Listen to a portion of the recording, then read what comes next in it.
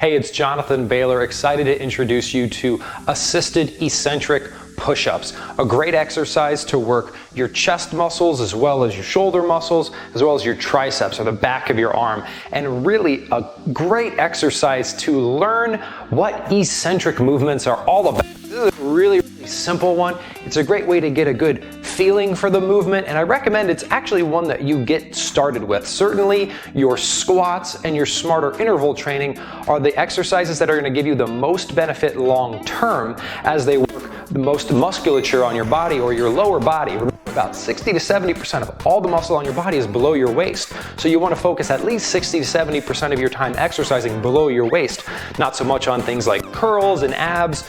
Those aren't going to make the big systemic metabolic difference. Your legs are. But that's not what we're talking about. Focus, Jonathan. We're talking about push-ups.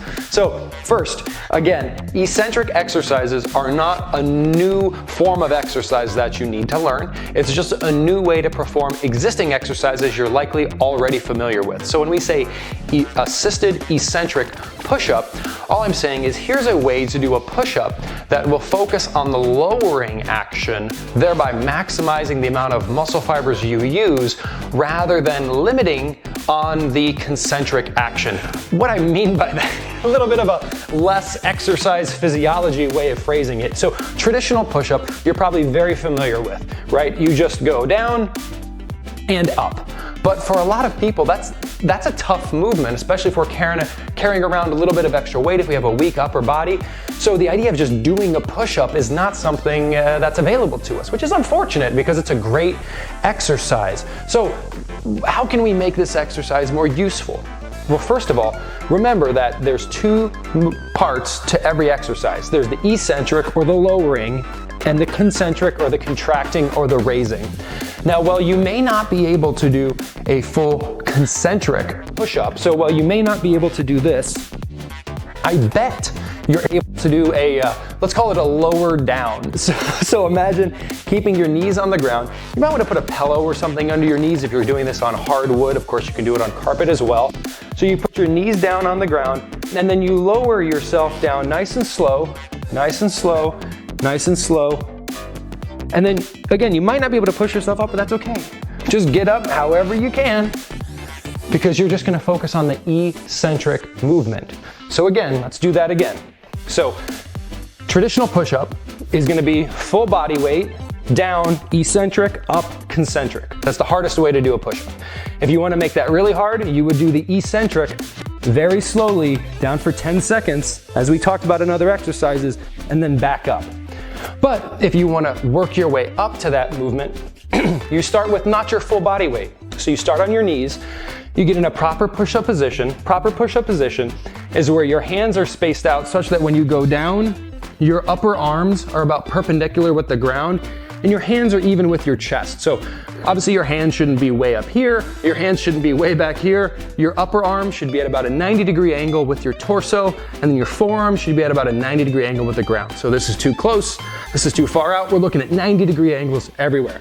And if you go on YouTube and you type in proper push-up form, certainly there's thousands, literally, of videos that go over how to do a basic push-up. So what I want to focus on here with you is how to focus on the eccentrics. So eccentric, most basic, is with knees down, 10 seconds down. So 5, 6, 7, 8, 9, 10. That wasn't actually 10 seconds, but imagine it was. So if you can push yourself up now, that's fine, do it, push yourself up, that's excellent. Then you're gonna go down, 5, 6, 7, 8, 9, 10. If you can't push yourself up, that's okay, get up however you can, and then you're gonna lower yourself down.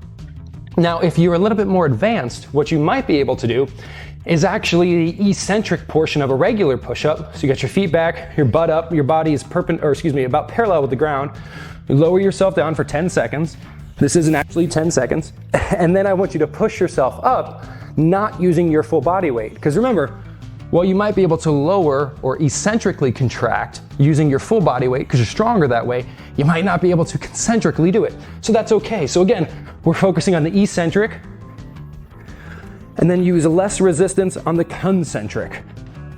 And then if you are really advanced, remember, just do a regular push-up, except focus on the lowering portion for 10 seconds. So just master the basic push-up form, and then really start to get that feel for what it's like to take as much of your body weight on as possible for 10 seconds. And again, how much of my body weight should I use? However much forces you to be done at 10 seconds. So like we covered in the squat video, it's not that you're trying to lower yourself for 10 seconds. It's that, for example, if this is too easy and you could just hold this for an hour, probably not an hour, then put your feet back and maybe go to the most challenging position of the movement. So right here, and just try to hold that for 10 seconds, and then push yourself up.